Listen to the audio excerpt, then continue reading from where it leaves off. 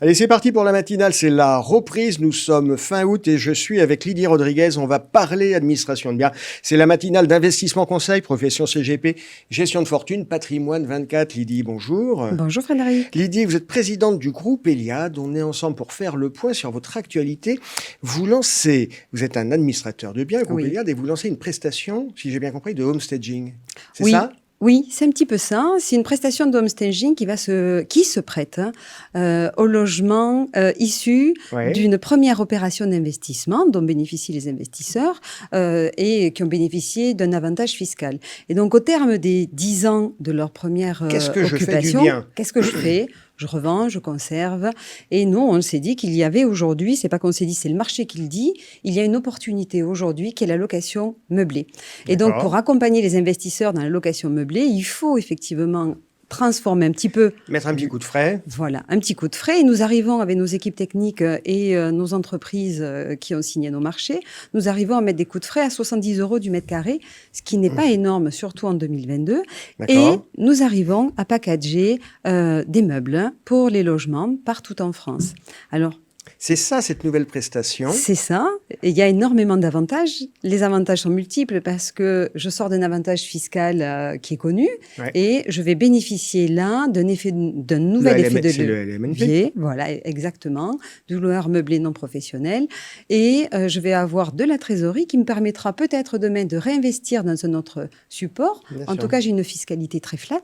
Et ce qui est important, c'est d'être accompagné à nouveau avec un logement qui a été rénové, un logement qui a été meublé, et un logement qui a été pensé dans sa sécurisation de revenus locatifs. Parce qu'à nouveau... Sécurisation des revenus locatifs, concrètement, ça veut dire quoi ? Alors, concrètement, c'est le propre d'Eliade, c'est de construire des solutions qui sécurisent les revenus locatifs. Donc, c'est une assurance qui est à la fois sur le loyer impayé, sur la détérioration immobilière, mais des meubles également, sur la vacance locative, puisque le souci, c'est est-ce que je vais louer ? Si je loue pas, est-ce que je serai indemnisé ? Eh bien oui, ils le seront. Et si c'est loué, est-ce que j'aurai mes revenus locatifs ? Oui, vous les aurez. Voilà, donc on a élargi le spectre. Et puis évidemment, il y a un expert comptable qui accompagne parce que les déclarations comptables sont spécifiques. Lydie Rodriguez, est-ce qu'on peut revenir sur Groupe Eliade ? Vous êtes un administrateur de biens, vous avez un scope régional, national ? National. Le siège, vous l'entendez, est toulousain. Toulousain. Ça existe depuis combien de temps ? Et puis surtout, sur la place des administrateurs de biens, il en existe un certain nombre. Qu'est-ce qui vous différencie ?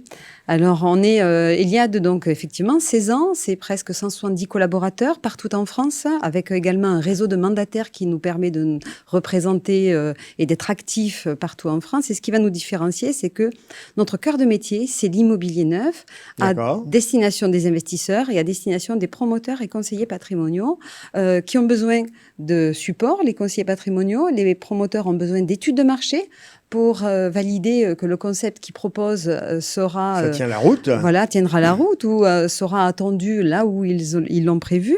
Et pour les conseillers patrimoniaux, ils ont besoin, eux, de renforcer leurs convictions parce qu'ils choisissent un logement qui correspond aux attentes de leurs clients.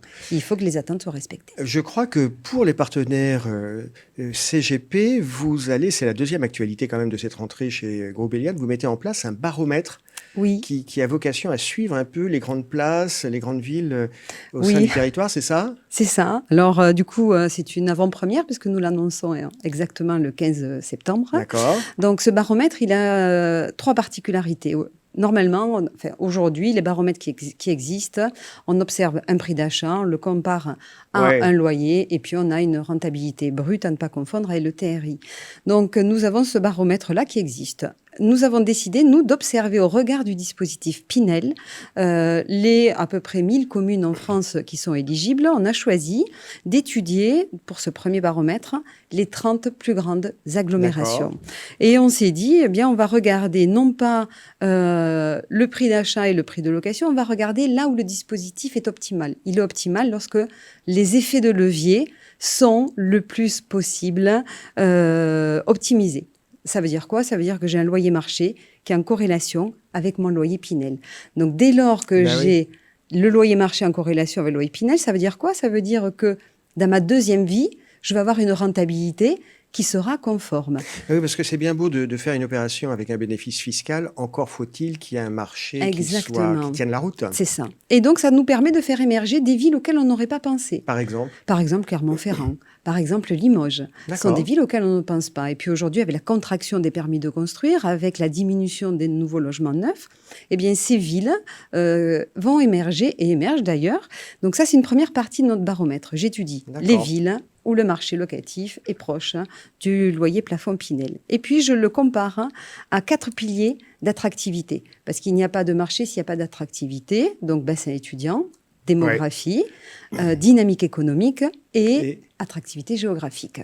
En 2022, effectivement, nos investisseurs et nos conseillers, on voulait les doter d'un outil rapide qui, en première lecture, leur permettait de voir si l'attractivité financière était là, mais également les piliers d'attractivité. Et donc, nous allons observer, à travers de notre baromètre, que des villes comme Clermont-Ferrand se retrouvent deuxième. Et c'est vrai que spontanément, on ne pense pas nécessairement à une ville telle que Clermont-Ferrand. Juste rapidement, dernier point, la périodicité de ce baromètre. Semestriel. Donc, première édition, mi-septembre. 15 septembre. Et puis après, tous les 6 mois. C'est ça. Avant, mise à jour. Voilà. Très clair. Avant l'été, après l'été. Merci Lydie, merci d'avoir été avec nous. À bientôt. Merci Frédéric.